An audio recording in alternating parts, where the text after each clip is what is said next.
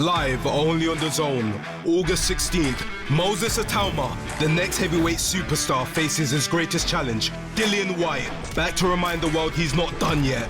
Atauma versus Whyte. Click the link in the description to buy now.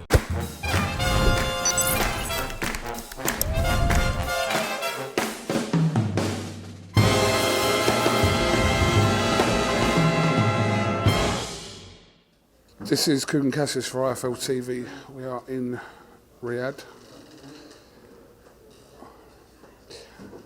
joined by David Adeleye. How are you feeling? Pissed, obviously. I was going to say good, but I feel good physically. But I'm pissed at myself, obviously. Didn't come home with a dub. And but yeah, look, it is what it is. I got my health and I got all my faculties, so I got to look at the bigger picture. I can't be too mad at myself.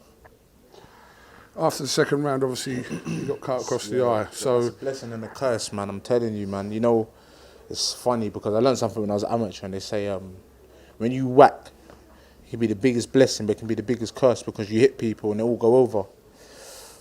But the thing is, when you hit them, you keep looking for that same shot. I split his eye and I kept looking for that shot. So it allowed me to keep throwing the left hook, and like my coach said, I'm better than the left hook. I've dropped so many people with my right hand. You know, I've knocked out a lot of people with my right hand, so I should have actually been setting it up, but yeah. in that situation, is it difficult not to target that specifically? It's hard, man. It's pouring down. His eyes split. You know, yeah. Man, try the thing, man. You know, you got to dare to be great.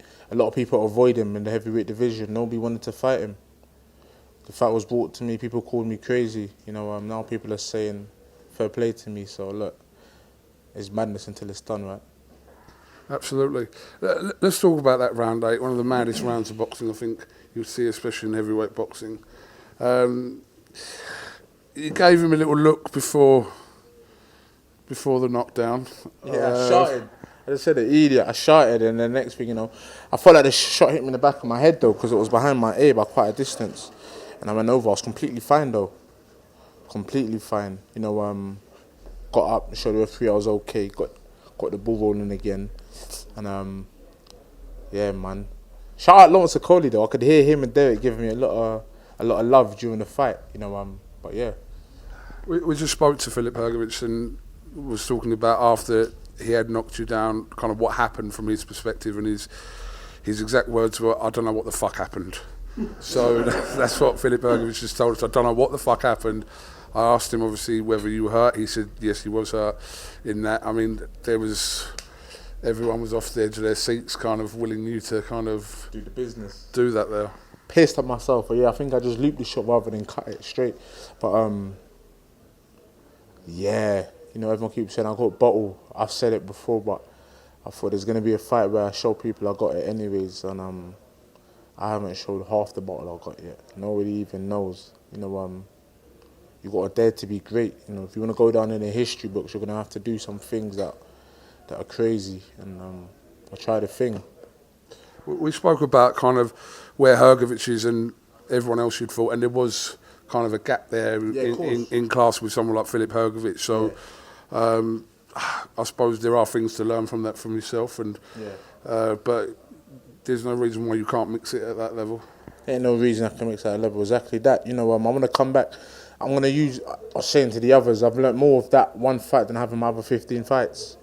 You know, you're going to see a tenacious David Adeleye moving forward, and I feel sorry for my next opponents because it's given me a whole new fire, and I think I should have just believed in the fitness and letting my hands go, because I do it in the gym. It's about doing it on fight night though.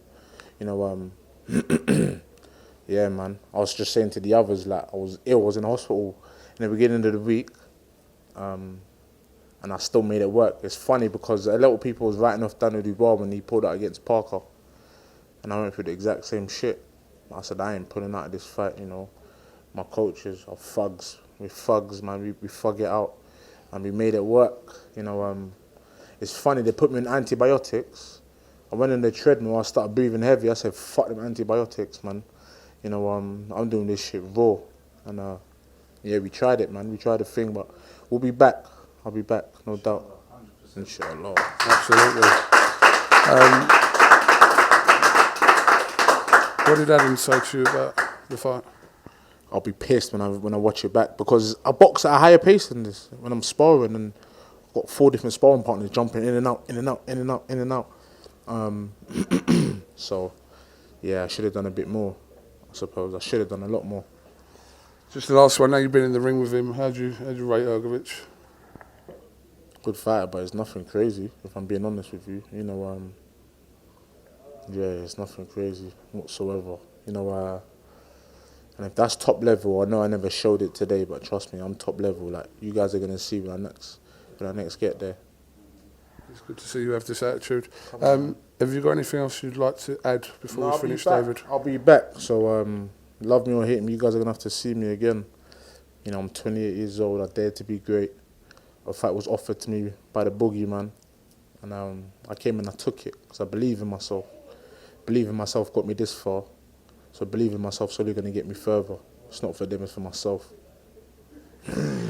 All right, David. Well, listen, you and your huge balls, well done, and commiserations. Yeah, if you can sell that somewhere, you'd be a millionaire. But weren't to be tonight, but you showed everything tonight. So not everything, but you know what I mean. Yeah. Of course, yeah, we'll be back, man. I'm pissed. But Nice one.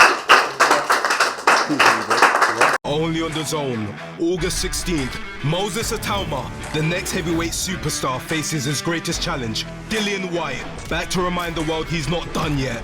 Atauma versus Whyte. Click the link in the description to buy now.